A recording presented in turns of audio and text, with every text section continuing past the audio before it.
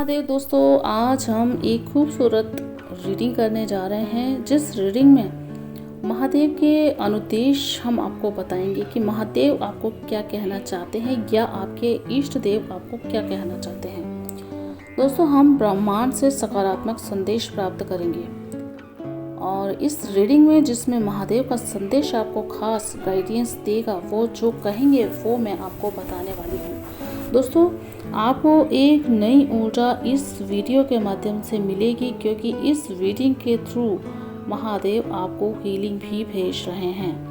आपके जीवन के किसी भी उलझन भरे सवाल का हल निकालने में हम आज आपकी मदद करने जा रहे हैं। तो ध्यान से सुनिएगा हर बात को, क्योंकि हर बात आपको कुछ न कुछ गाइडेंस अवश्य प्रदान करेगी। आपके जीवन से जुड़ी हुई समस्याएं, उलझने, परेशानियां या फिर कोई ऐसा वृत्तांत जो आपके जीवन में हो सकता है, होने वाला है या हो रहा है, उससे संबंधित बात आपको इस रीडिंग में पता चलेगी।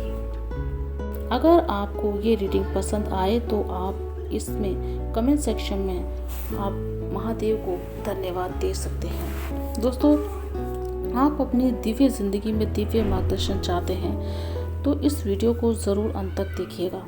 दोस्तों, अब सबसे पहले कुछ आप गहरी सांसें ले लीजिए, अपने मन को शांत करिए।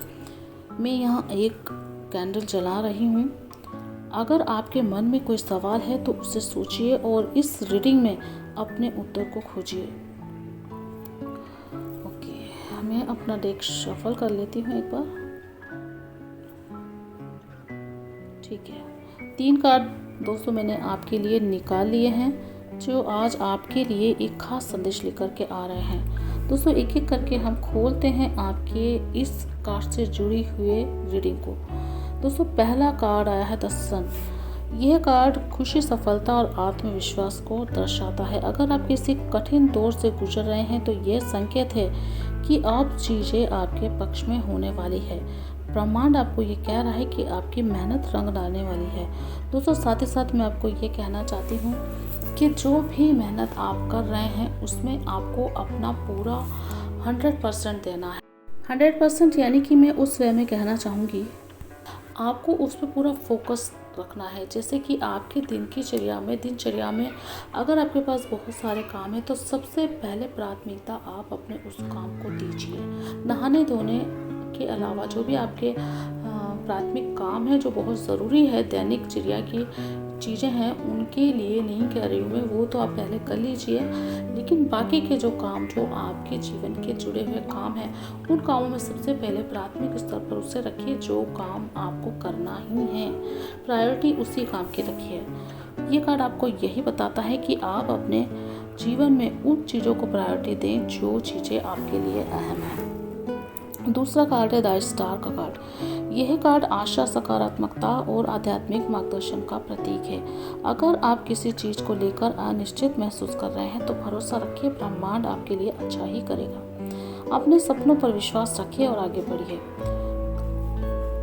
दोस्तों, इस कार्ड के बारे में मैं आपको एक चीज़ और कहना चाहूँगी कि सपने उन्हीं के सच्चे होते हैं, सपने उन्हीं के सिद्ध होते हैं जो उन पर फोकस करते हैं। अपने जीवन से जुड़ी हुई हर समस्या का समाधान आपके जीवन में स्वयं आता है चल करके। ब्रह्मांड उस समस्या का समाधान स्वयं आपके जीवन में भेजते हैं, बस उसको आप पहचान नहीं पाते हैं। तो जहाँ जहाँ आपके जीवन में कोई चीज़ ऐसी होती है जो कि एक अनचाही चीज़ लगती है, उस पर ज़्यादा फोकस करिए, क्योंकि वही चीज़ आपको आपके जीवन से जुड़ी हुई समस्याओं का समाधान लाने में मदद करेगी।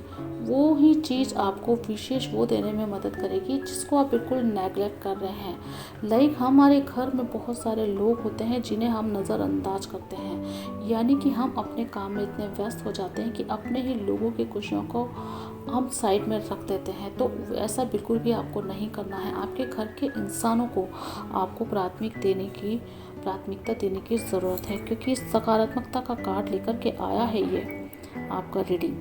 इस वक्त आपको ये सकारात्मकता बांटने की ज़रूरत है आपके घर वालों से।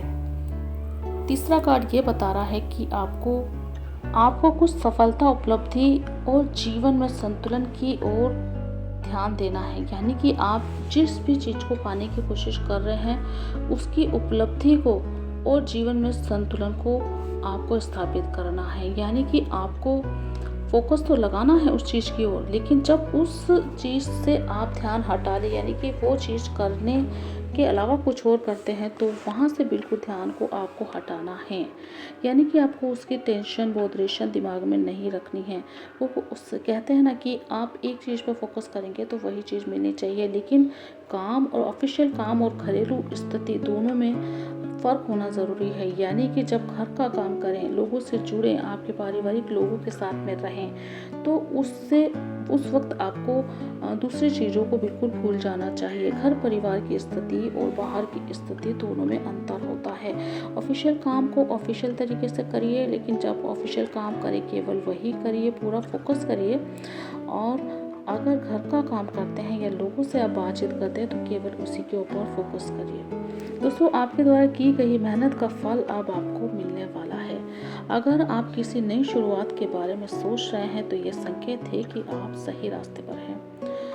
दोस्तों, रीडिंग के दौरान हम बहुत सारी चीज़ें ऐसी चेक करते हैं जिससे कि आपके जीवन में जो भी हो रहा है, गतिविधियों से जुड़ी हुई आपकी कोई भी समस्या हो सकती है।